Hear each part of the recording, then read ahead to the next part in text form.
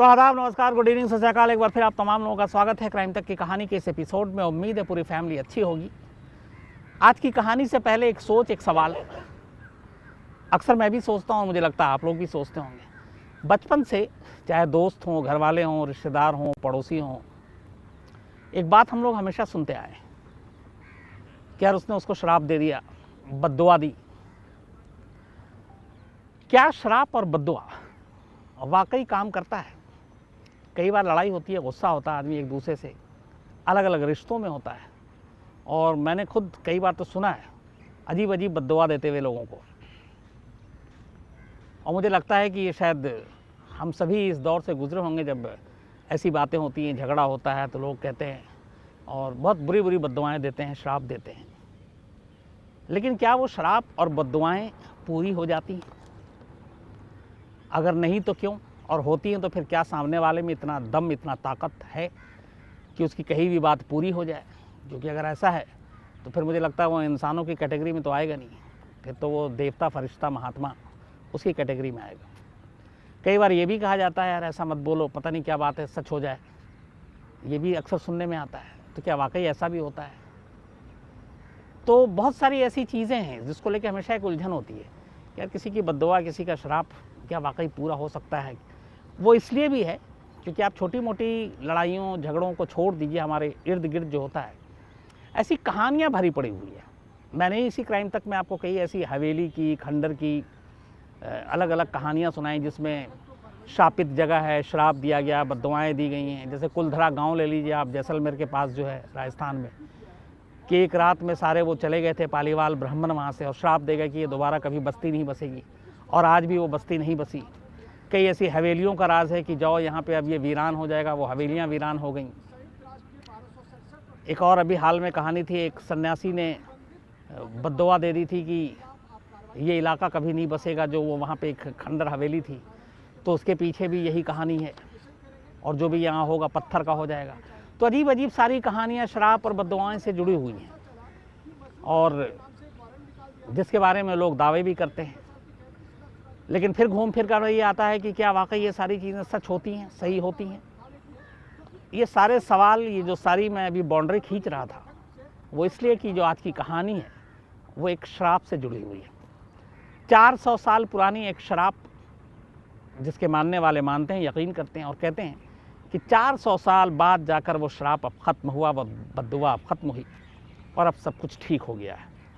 तो 400 साल तक एक श्राप जिंदा हो और एक परिवार उसको झेलता रहे, क्या ये मुमकिन है? लेकिन अगर आप इतिहास के पन्नों को खंगालेंगे और हकीकत को देखेंगे तो एक फैक्ट तो आता है कि हाँ, जो श्राप दिया गया था उसके बाद 400 सालों तक वो चीज़ नहीं हुई जो एक महिला ने एक श्राप में कहा था, और अब 400 साल के बाद कहीं जाकर वो चीज़ हुई। तो सवाल ये कि 400 साल के बाद वो श्राप क्यों ख़त्म हो गई, वो बद्दुआ क्यों ख़त्म हो गई, क्या अब सब कुछ ठीक हो गया? ये सारी बातें हैं मैसूर राजघराने से जुड़ी हुई। मैसूर राजघराना देश में, आपको पता है, आज़ादी से पहले अलग अलग सारे राजे रजवाड़े हुआ करते थे। उसका जब देश आज़ाद हुआ तो फिर इन सारी रियासतों को आज़ाद हिंदुस्तान में शामिल किया गया। कुछ को कुछ शर्तों के साथ शामिल किया गया, कुछ को कहा गया कि आपकी संपत्ति आपके पास रहेगी, महल आपके पास रहेंगे, लेकिन बाकी सारी चीज़ें आपको भारत सरकार की माननी पड़ेंगी। इसको लेके अलग अलग तमाम रियासतें मिली और फिर भारत एक देश बना। उन्हीं में से एक मैसूर राजघराना भी है।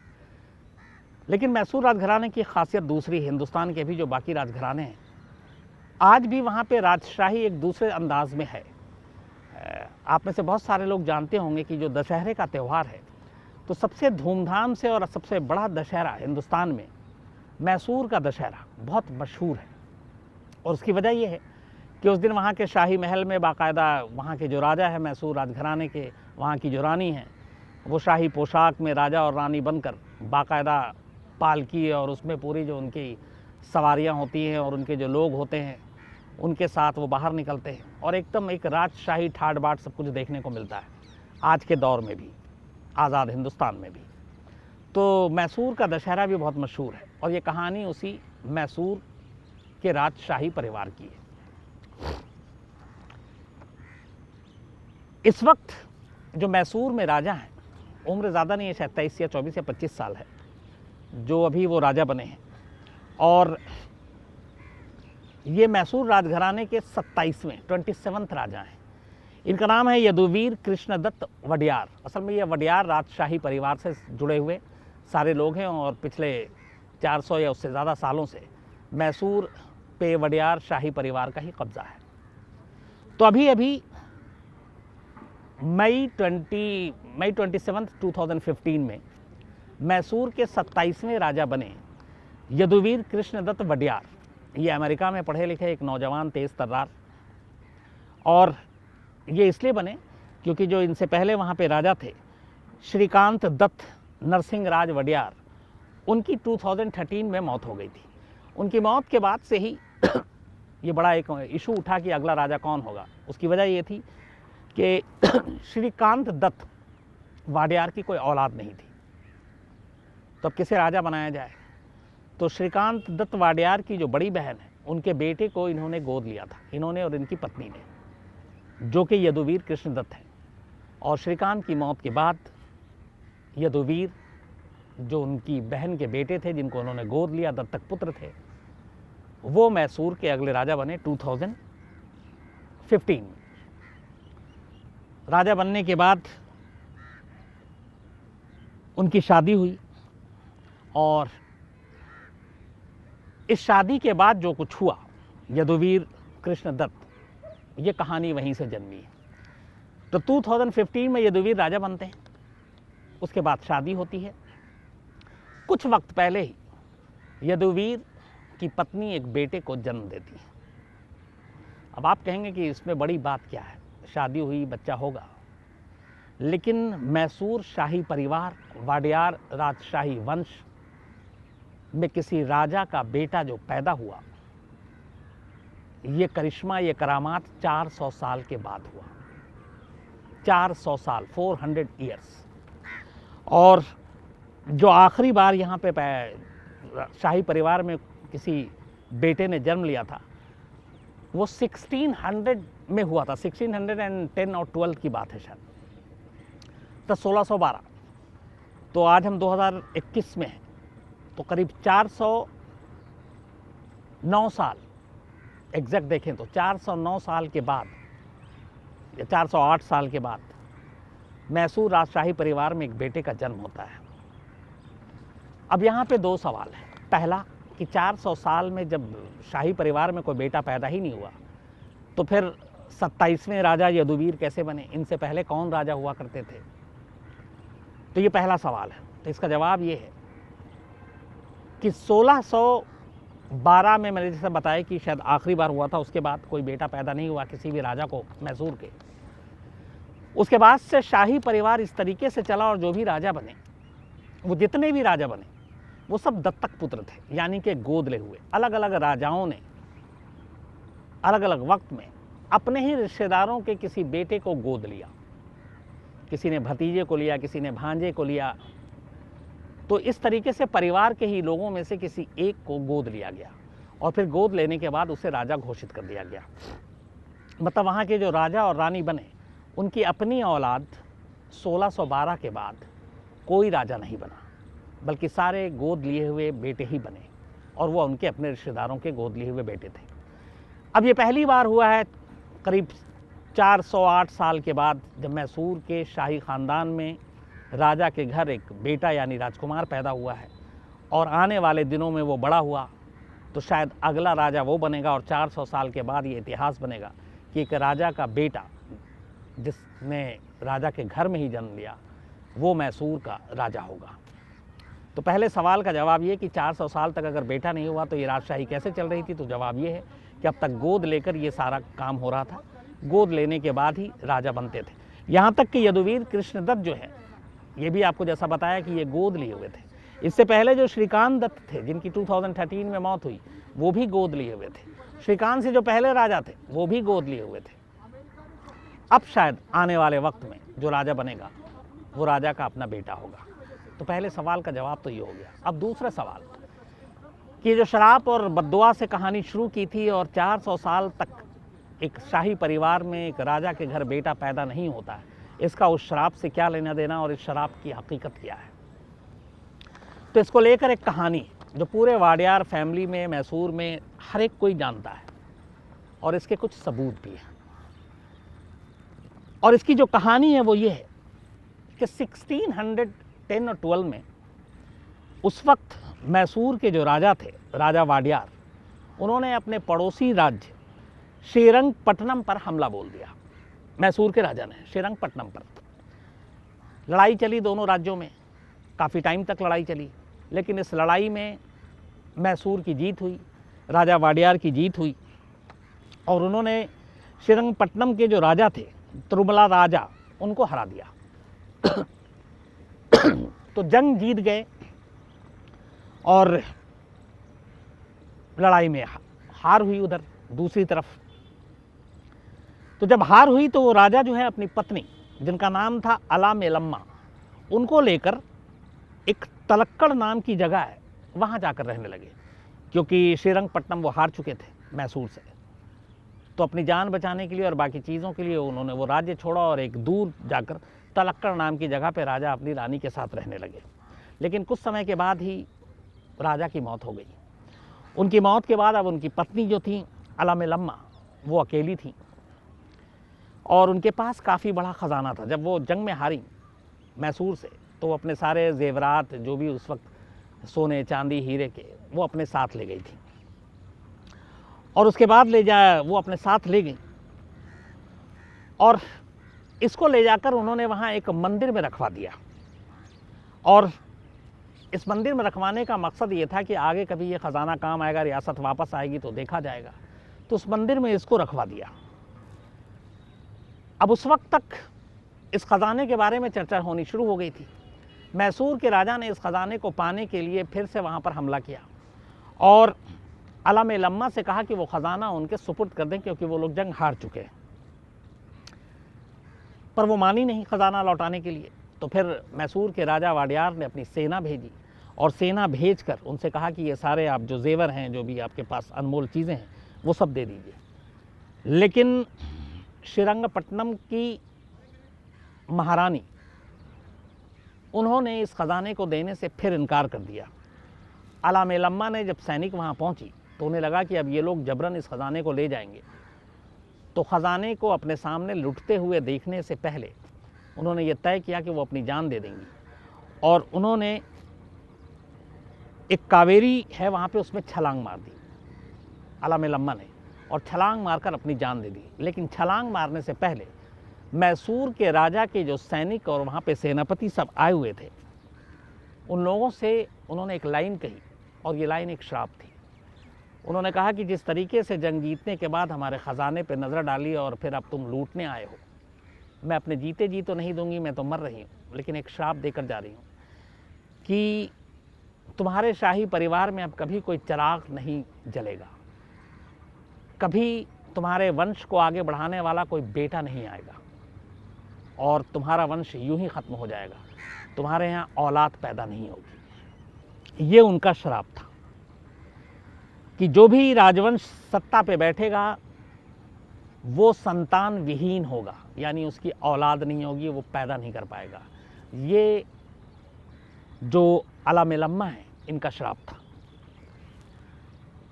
इस श्राप के बाद, देने के बाद उनकी मौत हो गई। बात महल तक पहुंची, लेकिन उस वक्त इस पर ध्यान नहीं दिया गया। धीरे धीरे वक्त बीता, राजा वाडियार की मौत हुई। राजा वाडियार की जो औलाद थी वो तो सत्ता में आई, उसके बाद राजा बना, फिर उसकी शादी हुई, लेकिन औलाद नहीं हुआ। फिर भी लोगों को ध्यान नहीं गया कि चलो ये कुछ नहीं, कई बार ऐसा होता है। लेकिन फिर वक्त बीता, दूसरा राजा आया, उसकी भी औलाद नहीं हुई और वहाँ से ये परंपरा शुरू हुई कि आप गोद लेकर राजा बनाएंगे। तो जब ऐसे 2-3 राजा के साथ लगातार ये हादसा हो गया कि शादी तो हो रही है पर वो संतान पैदा नहीं कर पा रहे हैं, तो फिर अलामेलम्मा का वो श्राप मैसूर में आम हो गया और लोगों को लगा कि ये श्राप सही हो गया और लोग उस श्राप से डरने लगे, ख़ासतौर पर शाही परिवार। तो इसके बाद फिर ये हुआ कि श्राप से कैसे निजात पाया जाए। तो बहुत सारे लोगों ने अपने अपने सुझाव दिए, पंडितों और बाकी लोगों ने। फिर ये हुआ कि अलामेलम्मा से माफ़ी मांगी जाए और उनकी बाकायदा एक मूर्ति जो है वो मैसूर के राजमहल में लगाई जाए और फिर उनसे माफ़ी भी मांगी जाए। पंडितों और बाकी लोगों के सुझाव पर अलाउल्लामा की मूर्ति मैसूर के शाही महल पे लगाई गई बाकायदा।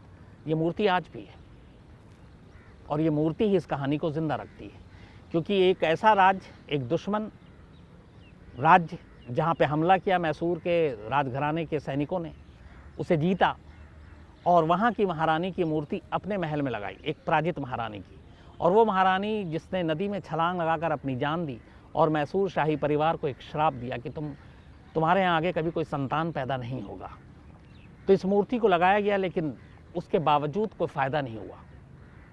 आने वाले राजा भी जो होते गए, चाहे वो 15वें, 16वें, 17वें, 18वें, 19वें, 20वें, संतान किसी को पैदा नहीं हुआ। और ये सिलसिला चलता रहा 2017, 18, 19 तक। 2015 में जब यदुवीर की शादी हुई, जब वो राजा बने उसके बाद शादी हुई, तो 408 साल के बाद ये पहला मौका था कि मैसूर शाही परिवार में एक बेटे का जन्म हुआ। और इसीलिए पूरा मैसूर और शाही परिवार खुशी से झूम उठा और उन्हें लगा कि जो 400 साल पुराना एक श्राप था, वो श्राप अब जाकर ख़त्म हुआ। तो अब यहाँ सवाल ये है कि क्या वाकई श्राप की वजह से मैसूर शाही परिवार में कोई संतान पैदा नहीं हो रहा था, या फिर इसकी अपनी वजह थी? तो दोनों तरह के लोग मानने वाले। एक कहना है कि ये श्राप का ही नतीजा था, दूसरा ये कहना है कि चूँकि शुरू से ही 1612 के बाद से सभी राजाओं ने दत्तक पुत्र को गोद लिया और उनको राजा बनाया, तो कुछ ना कुछ ऐसी चीज़ें थी जिसकी वजह से औलाद पैदा नहीं हुई। इसका श्राप से कोई लेना देना नहीं है। लेकिन एक बड़ी तादाद उन लोगों की थी जिनका मानना था कि ये सब कुछ जो हुआ है वो श्राप की वजह से हुआ है। मैसूर राज परिवार के पास इस वक्त, चूँकि अब कहानी है, वहाँ संतान आया, उनको नया वारिस मिला, 400 साल बाद पहला राजा होगा जो अपने राजा के पैदा किया हुआ बेटा होगा। तो उस रियासत में है क्या? करीब 80,000 करोड़ रुपए की प्रॉपर्टी के मालिक हैं मैसूर के शाही परिवार के लोग, 80,000 करोड़ रुपीस। हालांकि राज परिवार आम लोगों की तरह रहता है, ऐसा नहीं है कि 365 दिन वो सब वही दरबार लगा हो और राजा साहब राजा के ड्रेस में हों और सारी चीज़ें जो फिल्मों में हम लोग देखते आए हैं वैसा हो रहा हो, ऐसा नहीं है। ये आम लोगों की तरह ही ज़िंदगी बीतते हैं। इनके बच्चे भी पढ़ते हैं, लिखते हैं, कुछ इंडिया में हैं, कुछ अमेरिका में पढ़ते हैं, जैसे नए राजा अमेरिका से पढ़कर लौटे हैं, और आम जिंदगी ही जीते हैं। लेकिन हाँ, साल में एक मौका आता है, एक दिन, जब ये लोग राजा के अंदाज में आते हैं। और वो जैसा मैंने शुरू में आपको बताया था, दशहरे के मौके पर, जो मैसूर का दशहरा सबसे फेमस है, मशहूर है, उस मौके पर मैसूर का शाही परिवार पूरे शाही ठाट बाट के साथ ही सामने आता है। तो 80,000 करोड़ रुपए की प्रॉपर्टी का मामला है। और दूसरा, जिस तरीके से आज़ादी के बाद हिंदुस्तान के अलग अलग रियासतों और राजाओं को हिंदुस्तान के साथ जोड़ा गया था, तो मैंने कहा था कि आपको बहुत सारे शर्तें और वो चीज़ें थी, तो मैसूर के साथ भी यही हुआ था। वडियार राजघराना ने भारत सरकार की ऑफ़र को तो मान लिया भारत के साथ जुड़ने का, बट उनकी बहुत सारी शर्तें थी कि जो उनकी प्रॉपर्टी हैं, संपत्तियाँ हैं, वो उन्हीं के पास रहेंगी। और उस वक्त ये समझौता हो भी गया था कि उन्हीं के पास रहेगी। 1950 में हुआ था मैसूर राजघराना और भारत सरकार के बीच ये समझौता, जब वल्लभ भाई पटेल की मौजूदगी में। तो मैसूर राज परिवार की जो संपत्तियां थी वो इनके सदस्यों के पास रहेंगी, ये भारत सरकार से समझौता हुआ था। लेकिन बाद में धीरे धीरे वक्त बीता तो बहुत सारी बिल्डिंगें, बहुत सारी ऐसी प्रॉपर्टी भारत सरकार ने और अपने कब्जे में ले ली, और कुछ वहाँ की लोकल स्टेट गवर्नमेंट ने भी ले ली अलग अलग नाम पे।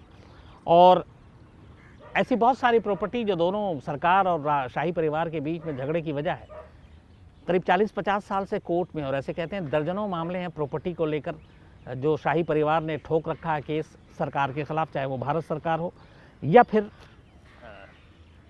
वहाँ राज्य की सरकार हो। एक चीज़ और आई कि जब 2015 में यदुवीर को मैसूर की राजगद्दी पर बैठाया गया, श्रीकांत दत्ता की मौत के बाद, जो कि उन्होंने गोद लिया हुआ था, तो ये राजा बनना भी आसान नहीं था। जब यदुवीर को बैठाया गया तो श्रीकांत दत्त के एक और भतीजे हैं जिनका नाम है कांतराज उर्स। कांतराज उर्स ने इसका विरोध किया और उन्होंने अपनी दावेदारी ठोकी कि वो मैसूर के राजा के बनने के लायक हैं, वही असली उत्तराधिकारी हैं। लेकिन शाही परिवार, चूँकि श्रीकांत दत्ता की जो पत्नी थी महारानी, उन्होंने मोहर लगाई यदुवीर पर, क्योंकि श्रीकांत की बड़ी बहन के बेटे थे और गोद लिया था पहले से ही। तो वहाँ पे ये हो जाता है पहले ही कि चूँकि राजा को संतान नहीं है तो आप पहले से गोद ले लेते हैं, तो गोद लेने का मतलब ये होता है कि अगला उत्तराधिकारी है, अगला राजा यही बनेगा। लेकिन इस चीज़ के खिलाफ जाकर कांतराज ने इसको चैलेंज किया और वो कोर्ट में पहुँच गए राजा बनने को लेकर। हालांकि कोई फ़ायदा नहीं हुआ, लेकिन जब राजा नहीं बनने का कोई फ़ायदा नहीं हुआ तो उन्होंने फिर संपत्ति के बंटवारे को, मतलब मैसूर शाही परिवार की जो प्रॉपर्टी है उसके बंटवारे की एक मांग रख दी और उसको लेके उन्होंने केस कर दिया और वो कोर्ट पहुंच गए। ऐसी संपत्ति को बंटवारे को लेकर अलग अलग कोर्ट में वहाँ बहुत सारे मामले हैं, फैसला नहीं आया। इसका फैसला क्या होगा अभी पता नहीं, आने वाले वक्त में जो होगा अगर कुछ फॉलोअप मिलता है मैं आपको ज़रूर बताऊंगा। लेकिन कुल मिला के जो कहानी का लबुलवाब है वो यही है जो शुरू में कहा था, क्या वाकई श्राप काम करता है, क्या वाकई बद्दुआएं काम करती हैं, क्या दिल से निकली हुई चीज़ें वाकई जाकर लगती हैं, ये मुझे नहीं मालूम। लेकिन मैसूर शाही परिवार के 400 साल का एक श्राप अब जाकर ख़त्म हुआ, अब जाकर टूटा है और वहाँ एक बेटा पैदा हुआ है। तो 400 साल का क्या ये श्राप ख़त्म हो गया, यह पहला सवाल। या वाकई वो श्राप नहीं था, फिर अपनी कुछ कमियां थी जिसकी वजह से वहाँ कभी संतान की पैदाइश नहीं हुई, ये भी नहीं मालूम। लेकिन शाही परिवार खुश है कि 400 साल के बाद उनके घर में एक बेटे का जन्म हुआ है। तो ये थी कहानी मैसूर शाही परिवार और उससे जुड़े हुए श्राप की। कल आपसे फिर मुलाकात होगी किसी नई कहानी के साथ रात 9 बजे। तब तक अपना ख्याल रखिएगा। Thank you very much.